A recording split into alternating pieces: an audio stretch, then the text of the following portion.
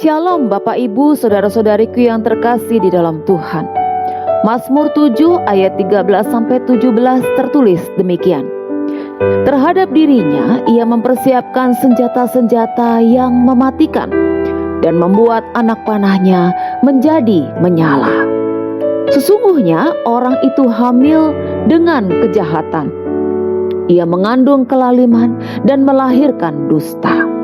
Ia membuat lubang dan menggalinya, tetapi ia sendiri jatuh ke dalam pelubang yang dibuatnya. Kelaliman yang dilakukannya kembali menimpa kepalanya, dan kekerasannya turun menimpa batu kepalanya. Dari bagian Mazmur ini kita dapat membaca bagaimana Daud bertahan melawan musuh, tetapi bukan tanpa hikmat. Daud sendiri mengalami penderitaan akibat tekanan musuh-musuhnya. Saudaraku, ada banyak sekali masalah yang orang percaya hadapi di dunia ini, menekan kita. Misalnya ketidakbenaran, pelanggaran firman Tuhan, hal-hal imoralitas yang merusak dan menyakiti dan penuh dengan kebohongan.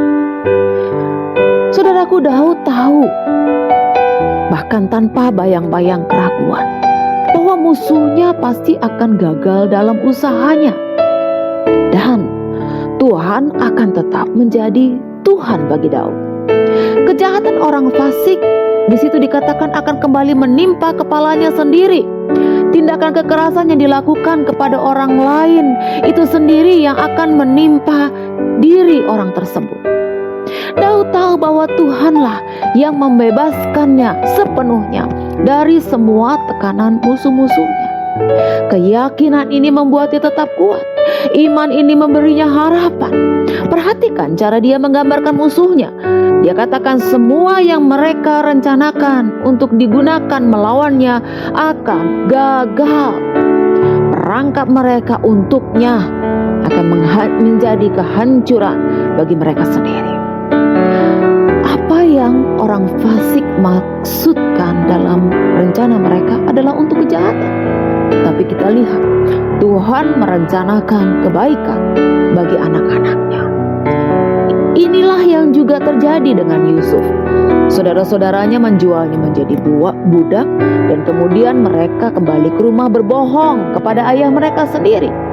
Namun kita lihat pada akhirnya bagaimana Tuhan meninggikan Yusuf di tanah Mesir. Itu bukan hal kecil. Saudaraku, rencana jahat saudara-saudaranya gagal, tetapi rencana Tuhan tetap berjalan sesuai dengan rencananya bagi masa depan Yusuf. Hal ini juga terjadi dengan Daud. Ketika Saul terbunuh dalam pertempuran, dia kemudian menjadi raja. Bapak, Ibu, saudara-saudari sekalian, kita mungkin memiliki musuh di bumi ini, si iblis, atau hal-hal yang digunakan untuk melawan kita di sekitar kita. Tetapi ingatlah, Tuhan akan selalu menang karena Ia tidak pernah kalah.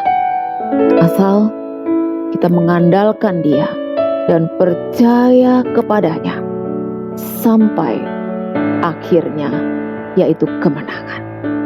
Tuhan memberkati.